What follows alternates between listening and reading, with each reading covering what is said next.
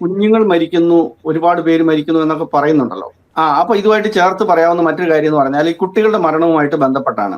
കുട്ടികളുടെ മരണത്തെക്കുറിച്ച് അവിടെ അഭിലാഷ് പറഞ്ഞത് 12,500 കുട്ടികൾ മരണപ്പെട്ടു എന്നാണ് പറഞ്ഞിരിക്കുന്നത്. ഈ 12,500 എന്ന് പറയുന്നത് 18 വയസ്സിൽ താഴെയുള്ളവരുടെ കണക്കാണ്. അതിൽ താഴെയുള്ളത് അഭിലാഷ് ഒരിടത്ത് പറയുന്നുണ്ട്, പാൽമണം മാറാത്ത കുട്ടികളാണ് അതിൻ്റെ അകത്ത് 710 കുട്ടികൾ എന്ന് പറയുന്നുണ്ട്. അതായത് 1 വയസ്സിൽ താഴെയുള്ള കുട്ടികൾ 710.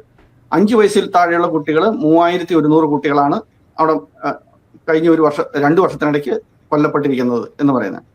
അപ്പൊ ഇതിന്റെ ഒരു സ്റ്റാറ്റിസ്റ്റിക്കൽ ഡേറ്റ എടുത്തു കഴിഞ്ഞാൽ നമുക്ക് മനസ്സിലാകുന്നത് 1000 പുതിയ ജനനങ്ങൾ ഉണ്ടാകുന്ന ഒരു സ്ഥലത്ത് 5 വയസ്സിൽ താഴെയുള്ള 37 കുട്ടികൾ ആ വർഷം മരിക്കുന്നു എന്നുള്ളതാണ് ആഗോളതലത്തിലുള്ള ഒരു കണക്കുള്ളത്. ഗാസയിൽ 58,000 ജനനങ്ങളാണ് കഴിഞ്ഞ വർഷം ഉണ്ടായിട്ടുള്ളത്.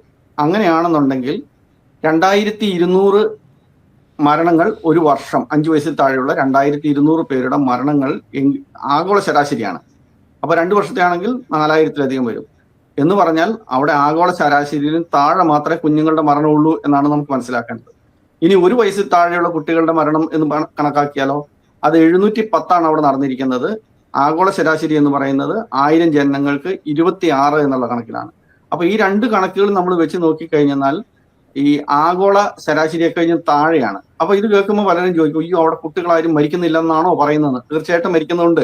അവിടുത്തെ ഒരു ശരാശരി കുട്ടികളുടെ ഇതായിട്ടിരിക്കുന്നതിന് കാരണം ഈ പറയുന്ന കുട്ടികളിൽ മറ്റ് മരണങ്ങളുടെ കൂടെ സംഖ്യയിൽ വരുന്നുണ്ട്. അതുകൊണ്ടാണ് അതിൻ്റെ അകത്ത് ഇത്ര വന്നിരിക്കുന്നത്. യുദ്ധത്തിന്റെ എല്ലാ തരത്തിലുള്ള മരണങ്ങളും സാധാരണ ആയിട്ട് മരിക്കുന്ന കുട്ടികളുടെ കൂട്ടത്തിലും ഇപ്പം ഇതൊക്കെ വീണ് മരിക്കുന്ന കുട്ടികളുടെയൊക്കെ കൂട്ടത്തിൽ ഇതുണ്ട് എന്നുള്ളത് കൊണ്ടാണ് അത്രയും കുറഞ്ഞിരിക്കുന്നത്.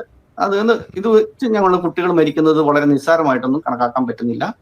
അത് യാഥാർത്ഥ്യം തന്നെയാണ്. കുറച്ച് പേരൊക്കെ യുദ്ധത്തിന്റെ കൊളാറ്ററൽ ഡാമേജ് ആയിട്ട് കുട്ടികൾ മരിക്കുന്നുണ്ട്. പക്ഷെ അത്തരം മരണങ്ങൾ ഒഴിവാക്കാൻ അവർ ശ്രമിക്കുന്നുണ്ട് എന്നുള്ളതാണ് നമ്മൾ ആ രാജ്യത്തെ നമ്മൾ പ്രത്യേകമായിട്ട് കാണേണ്ടത്.